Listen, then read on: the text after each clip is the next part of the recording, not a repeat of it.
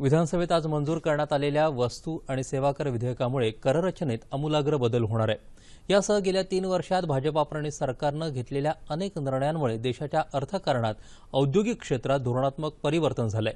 या संदर्भात अधिक चर्चा करण्यासाठी अर्थतज्ञ उदय तारदाळकर आणि सतीश बुब आज आपल्या स्टुडिओत आले आहेत। सर नमस्कार, 9:30च्या बातम्यांमध्ये आपलं मनापासून स्वागत। नमस्कार। आजच विधानसभेमध्ये आणि विधिमंडळामध्ये दोन्हीकडे जीएसटी मंजूर झालेले, तर एकूणच या जीएसटीचा जनतेला काय फायदा होईल? आपण सारासार विचार केला तर अबकारी कर जो आपण भरतो वस्तूंवरती, जो किती टक्के आहे, त्याच्यामध्ये जो उत्पादक असतो त्याचा फायदा किती आपल्याला काहीच माहित नसतं। त्याचप्रमाणे आपण विक्री कर भरतो, सेवा कर भरतो। आता ह्या एका कायद्यामुळे, वस्तू आणि सेवा करामुळे सर्व या करांचं सुसूत्रीकरण होणार आहे। आणि अर्थात आपण 4 सूत्री हा जो फॉर्म्युला मांडलाय, जो बऱ्याच देशामध्ये एकच कर असतो, कारण वस्तू सेवा कर म्हटल्यानंतर एक देश एक संकल्पना आहे। पण आपले संघराज्य पद्धती आणि शिवाय जो खंडप्राय देश आहे आपला, त्यामुळे अशा गोष्टी सहज होत नाही। अर्थात काही आपण इतर देशांपासून शिकू आणि ह्यामध्ये जास्तीत जास्त त्या ज्या सुसूत्रीकरणासाठी 4 टप्प्यांवरून आपण 2 टप्प्यांमध्ये येऊ शकतो। या सगळ्याचा फायदा जर आपण बघितला सर्वसामान्य जनतेला, तर एकूणच एक सर्वात महत्त्वाचं अस्त्र सरकारने इथे ठेवलंय, जे म्हणजे अँटी प्रॉफिटरिंग ऍक्ट, ज्यामध्ये आता जे आपण बघितलं की बऱ्याच ठिकाणी जो कर आहे तो 0% आहे, काही ठिकाणी 5% आहे। तो समजा आता 8%वरून कुठला कर 5% झाला असेल तर तो 3%चा फायदा कुठल्याही उत्पादकांनी किंवा वितरकांनी घेऊ नये म्हणून अँटी प्रॉफिटरिंग ऍक्ट ठेवलाय। अजून एक गोष्ट अशी आहे की एवढे सगळे कायदे आणि त्याची अंमलबजावणी, एवढी खाती, हे सगळे जे अपव्यय असतो तो आता एका कायद्यामुळे आता जकात जाणार आहे, तर अर्थातच मुंबईमध्ये जकातीचे जे कर्मचारी आहेत त्यांचा वेगळ्या कारणासाठी वापर करू शकतो। म्हणजे हा सरकारी यंत्रणेला पण फायदा असतो आणि त्याशिवाय हा पारदर्शकपणा येईल। त्यामुळे आपण वस्तू नेमके किती रुपये देतोय आणि प्रत्येक राज्यामध्ये त्याचा भाव एकच असणार आहे। तर ह्याचा खूप मोठा, म्हणजे ज्याला गेम चेंजर आपण म्हणू शकतो, हा मला वाटतं कायदा आहे आणि त्याचा नक्कीच सगळ्यांना फायदा होईल। थेट जनतेला फायदा होईल, त्याचवेळी सरकारी यंत्रणेतलं जे मनुष्यबळ आहे, त्याची ऊर्जा आहे, ती योग्य ठिकाणी आपल्याला वळवता देखील येईल। नक्कीच। उदयजींनी ज्या प्रकारे सांगितलं सतीशजी की जनतेला त्याचा फायदा होईल, केंद्र सरकारला कसा काय होईल फायदा? कारण की पाहायला गेलं तर एक मतानं मंजूर झाला हा कायदा, म्हणजे या कायद्याचं महत्त्व सगळ्यांनाच पटलेलं आहे राजकीय दृष्ट्या, तर केंद्र सरकारला कसा फायदा होईल? आता याच्यामध्ये कसं आहे की वस्तू आणि सेवा कर हा कायदा कसा संघटित झाला हा महत्त्वाचा भाग आहे। कारण ह्यामध्ये जीएसटी काउन्सिल नावाची एक संघटना तयार केली त्यांनी, आणि त्या संघटनेमध्ये केंद्र सरकारचे 1/3 आणि राज्य सरकारचे 2/3 एवढे मेंबर आहे, आणि डिसिजन घेताना मात्र 3/4 आहे। म्हणजे केंद्र सरकार, राज्य सरकार काय करतं आहे, त्यांना रेव्हेन्यू कसा मिळतो आहे, आणि कॉन्ट्ररी राज्य सरकारला केंद्र सरकारचा रेव्हेन्यू कसा मिळतोय याची चाचपणी आणि माहिती एक दुसऱ्याला ती होणार आहे। त्यामुळे केंद्र सरकारला राज्य सरकारचं उत्पन्नाचे स्तोत्र काय आहेत आणि त्यांना कशा प्रकारे मिळणार आहे याची संपूर्ण माहिती ॲट ए ग्लान्स त्यांना मिळणार आहे। आणि या प्रकारे त्यांना भारत जे युनायटेड स्टेट्स ऑफ इंडिया म्हणजे 29 राज्य आणि 7 केंद्रशासित प्रदेश असे 36 राज्यांचं, म्हणजे मी तर म्हणेल राष्ट्रांचं मिळूनचं हा एक जे राष्ट्र आहे, त्याच्यामध्ये सगळ्यांवर कंट्रोल ठेवण्याचा आणि त्याची माहिती आदान प्रदान करण्याचा आणि त्याच्यात सुसूत्रता आणि पारदर्शकता आणण्याचा आणि रेव्हेन्यू किती गोळा होत आहे हे ॲक्च्युअल आकडे करण्यासाठी याची माहिती होणार आहे। आणि हाच या देशाच्या प्रगतीसाठी आणि महत्त्वाचा भाग असणार आहे। आणि हा जीएसटी आपला एकदा पूर्णपणे कार्यरत झाला तर हे जगातलं 8वं आश्चर्य असू नये असेलच, असे मला खात्री वाटते। उदयजी, एकूणच अर्थव्यवस्थेवरती जीएसटीमुळे काय बदल संभवतात? सर्वात महत्त्वाचं म्हणजे जे कर संकलन असतं ते खूपच दृढ होण्याची शक्यता आहे। आपण अगदी साधं उदाहरण घेतलं सामान्य माणसाचं, तर आपण जेव्हा बाजारात जातो आणि काही वस्तू विकत घेतो तेव्हा दुकानदार आपल्याला विचारतो की तुम्हाला पावती जी पाहिजे ती व्हॅट सकट देऊ का? आणि सर्वसाधारणपणे जर आपण विचार केला तर बरेच जण स्वेच्छेने सांगतात की आम्हाला पावती वगैरे नको, आणि जो कल असतो एकंदरीत रोखीकडे, तर आता ह्या सगळ्या प्रकारामुळे असं काही होऊ शकणार नाहीये। आणि जो काय तुम्हाला कर संकलन आहे ते भरावंच लागणार आहे, कारण इथे कुठे कॅशचा प्रश्न येणार नाहीये आणि एकच कायद्याद्वारे सगळे ह्याच्यामध्ये जे कर येणार आहेत, त्यामुळे हा मोठा फायदा होणार आहे कर संकलनाच्या दृष्टीने। अजून एक गोष्ट अशी याच्यामध्ये दिसते की आपण जर विचार केला की काही कंपन्या जर आपला विक्री वाढवण्यासाठी आपल्या एका म्हणजे गोदामामधून दुसऱ्या गोदामामध्ये माल पाठवायचे किंवा बऱ्याच ठिकाणी बऱ्याच राज्यात त्यांची गोदाम असायची, आता ह्या सगळ्या प्रकारामुळे एकदा का तुम्ही तुमचा माल तुमच्या गोदामातून निघाला, मुख्य गोदामातून, की तुम्हाला टॅक्स भरायला लागणार आहे. म्हणजे अशा सगळ्या गोष्टी आता कमी होणार आहेत. आणि आपण बघितलं की जेव्हा विमुद्रीकरण झालं नोव्हेंबरमध्ये, तेव्हा सरकारने पण कॅशलेस किंवा लेस कॅशकडे जो रोख आहे, मला वाटतं जीएसटी हा एक मोठं पाऊल ठरेल. म्हणजे एकूणच कर जंजाळ जे असतं त्याच्याबद्दलचं जे भय आहे ते जाऊन कर भरणं अधिक लोकांना सोपं वाटेल सगळ्यांना. बरोबर. आणि लोकांची ती भीती जाईल नक्कीच. हां. अशी जी कर प्रणाली आता आपण बघतोय, अर्थात त्याची अंमलबजावणी आणि त्याच्यामध्ये सुद्धा जे एक तांत्रिक प्रकारचं जे आपल्याला ट्रेनिंग लागतं ते पण सरकार मला वाटतं आता सुरू करते. आणि आजच मला वाटतं हसमुख अडी यांनी जो संध्याकाळी पत्रकार परिषदेत सांगितलं की जवळजवळ 80 लाख लोकांनी या करदात्यांनी याच्यामध्ये ऑलरेडी रजिस्ट्रेशन केलेलं आहे. आणि बरेच लोक यामध्ये कराच्या ज्या पातळीच्या खाली असल्यामुळे मला वाटतं ही 80 लाख ही समाधानकारक संख्या आहे. उदयजी, सरकार म्हटलं की सगळ्यात महत्त्वाचा त्यांच्या पुढला कळीचा मुद्दा असतो ते म्हणजे वित्तीय तूट. तर गेल्या 3 वर्षाचा आपण आढावा घेतला तर वित्तीय तूट आणि सरकारी खर्च याचा मेळ कसा घातलाय असं वाटतं तुम्हाला? मला वाटतं ह्या एका मोठ्या मुद्द्याला ह्या सरकारला तुम्ही निदान 75 ते 80 तरी मार्क द्यावे 100 पैकी. कारण 2012-13 सालीपासून आपण सुरुवात केली तर आपली धोक्याची पातळी आपण गाठली होती. म्हणजे वित्तीय तूट जवळजवळ 5% आली होती. आणि आपली जी समिती FRBM समिती, त्यांच्या म्हणण्याप्रमाणे सरकारचा हा जो खर्च आहे ह्याच्यावरती नियंत्रण आणलं पाहिजे आणि त्याप्रमाणे नियंत्रण आणलं होतं. आणि आता आपण जे अंदाजपत्रक बघितलं तर पुढच्या वर्षीसाठी अर्थमंत्र्यांनी ही वित्तीय तूट ह्या वर्षी 3.9% आली, ते 3.2% आणण्याचा त्यांचा मानस आहे. आणि हा एक सगळ्यात मोठा जो आपला जो फरक आहे एकंदरीत आपल्या ज्या वातावरणाचा, ह्याचाच एक मोठा फायदा म्हणजे FDIची इन्व्हेस्टमेंट. आणि ह्या ज्या पतमानांकन संस्था असतात मूडीज सारख्या, तर त्या सर्वात पहिल्यांदा हेच बघतात की तुम्ही तुमची वित्तीय तूट किती कंट्रोलमध्ये आणता.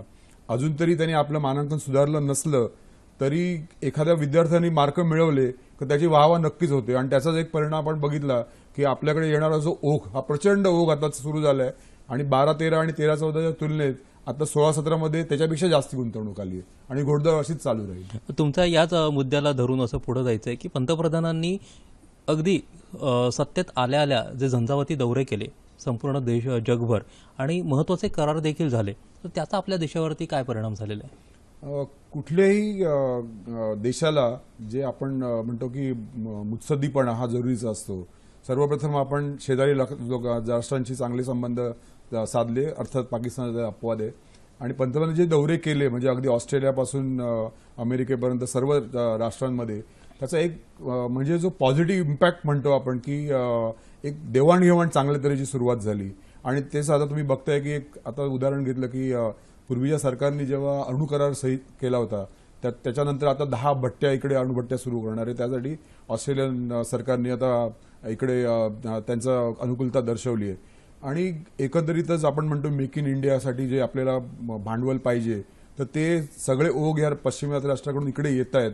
आणि त्याचंच एक मोठं उदाहरण म्हणजे जवळजवळ मला वाटतं आता जे मी जर फिगर बघितली तर या 3 वर्षामध्ये थेट गुंतवणूक जी FDIची म्हणतात ती $60 अब्ज झाली, जी पूर्वी 45 आणि $36 अब्ज होती. म्हणजे ही एक सगळ्यात मोठी परिणाम आपण साधलेली आहे. एकूणच मोठ्या प्रमाणावरती परकीय गुंतवणूक वाढलेली आहे. सतीशजी, ईज ऑफ डुईंग बिझनेस आणि मेक इन इंडिया या 2 संकल्पनांचा या थेट परकीय गुंतवणुकीवरती काय प्रभाव पडलेला दिसतो आपल्याला? प्रश्नच नाही. आपण विचार करा की 16 मे 2014ला माननीय पंतप्रधानांनी देशाची धुरा हातात घेतल्यावर पहिलं काम हे केलं की प्रत्येक जितक्या देशांमध्ये जाता येईल त्या ठिकाणी गेले आणि त्यांना मेक इन इंडियाचा संकल्प देऊन तुम्ही आमच्या भारतामध्ये तुमचं प्रोडक्शन सुरू करा, तुमची टेक्नॉलॉजी आणि तुमचं सगळं गुंतवणूक भारतामध्ये येऊ द्या आणि भारताच्या लोकांचा फायदा करून त्याच्यामध्ये मेक इन इंडियाचा कसा आपल्याला उपयोग करता येईल त्यासाठी त्यांनी बऱ्यापैकी सुरुवात केली आणि त्याचे अनुभव पण दिसायला लागले.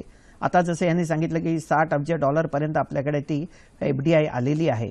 आणि दुसरं याच्यातला भाग असं की याच्यामुळे भारतीय लोकांना त्यांनी पार्टनरशिपमध्ये घेतलं. उदाहरणार्थ काल परवाच आलेल्या त्या 2 हॉवित्झर तोफा, तर या तोफांपैकी 2 तोफा तर आपल्याला आल्या, पण यानंतर बाकीच्या सगळ्या तोफा या भारतामध्ये तयार करणार.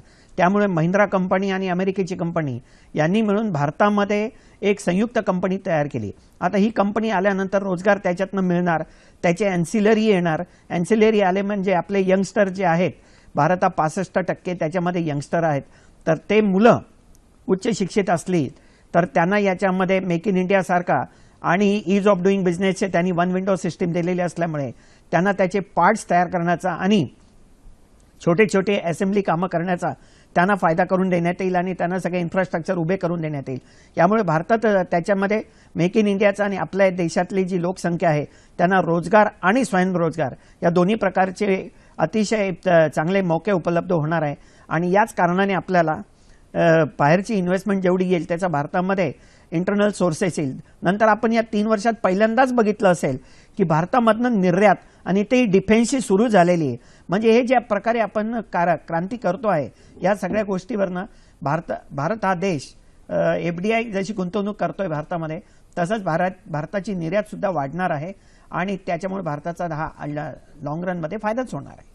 गेल्या 3 वर्षाचा आपण आढावा घ्यायला गेलो तर उद्योग क्षेत्राला चालना देण्यासाठी केंद्र सरकारने कुठल्या महत्त्वाच्या योजना इथं आणल्यात, काही ठळक सांगाल त्यापैकी? त्यातली महत्त्वाची म्हणजे एक खिडकी योजना.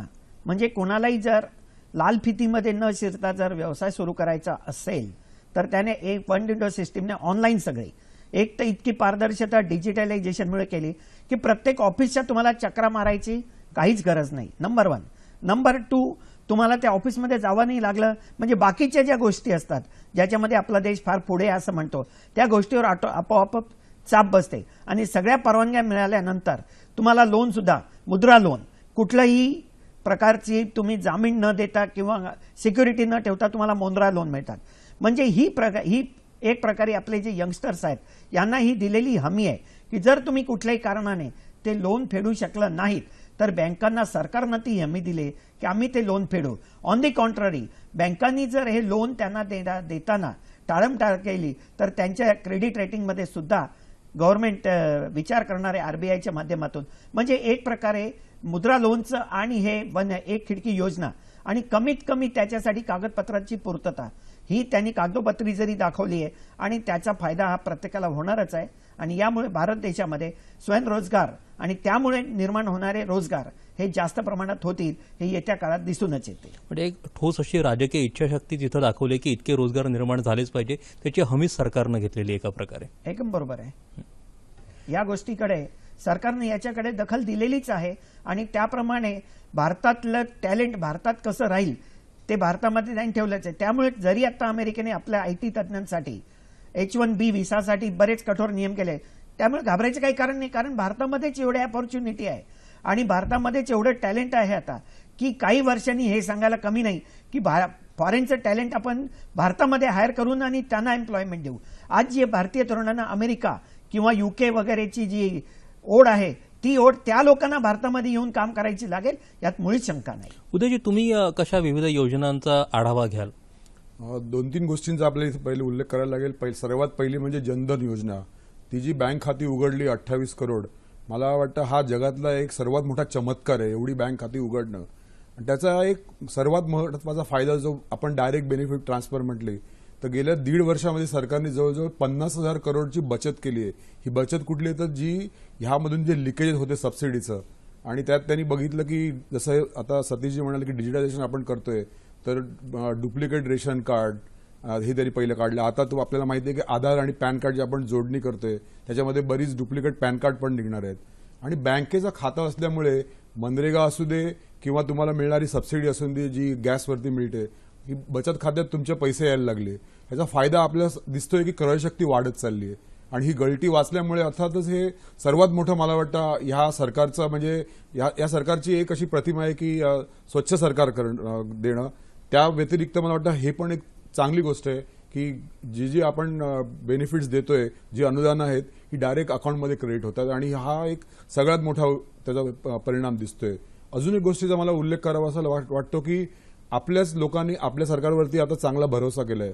जरी उद्योजक हे अजून इथे गुंतवणूक करायला तेवढे साशंक वाटतात पण जे गुंतवणूकदार आहेत शेअर मार्केटमधले तुम्हाला आश्चर्य वाटेल की म्युच्युअल फंडच्या माध्यमातून जी गुंतवणूक 1.5 वर्षापूर्वी 12 लाख करोड होती ती आता त्यांनी 20 लाखाचा टप्पा गाठलाय. आणि जास्तीत जास्त लोक कमी जोखीम घेऊन म्हणजे डायरेक्ट इक्विटीमध्ये गुंतवणूक न करता ज्याला आपण SIP म्हणतो म्हणजे दर महिन्याला ते गुंतवणूक करतायत सिस्टमॅटिक इन्व्हेस्टमेंट प्लॅनमध्ये.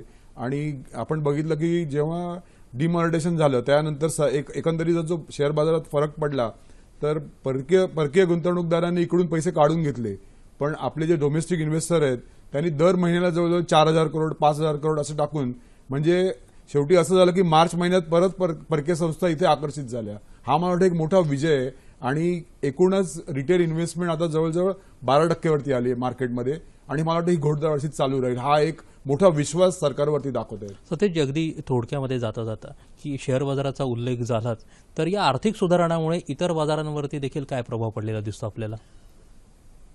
साऱ्या जगाच्या नजरा या भारतावर आहेत आज. कारण काय की कुठल्याही गोष्टीला भारतामध्ये कन्झम्पशन हा सगळ्यात प्रकारचा महत्वाचा विषय आहे. त्यामुळे मोठ्यातला मोठा देश आणि छोट्यातला छोटा देश सुद्धा भारताकडे आज लाईन लावून पाहतो आहे किंवा डोळे लावून आहेत.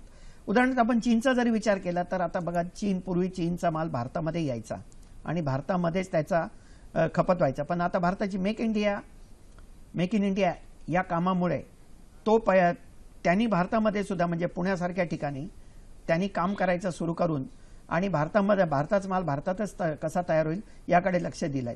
त्यामुळे नॅचरली भारताची ग्रोथ आणि जीडीपी हा वाढणारच आहे आणि त्यामुळे तसा वाढला तर भारतीय शेअर बाजार हा येत्या काही काळामध्ये जगाची प्राइस इंडेक्स तयार करायला भारत हा त्यात आधारभूत राहील, यात मुळीच शंका वाटत नाही.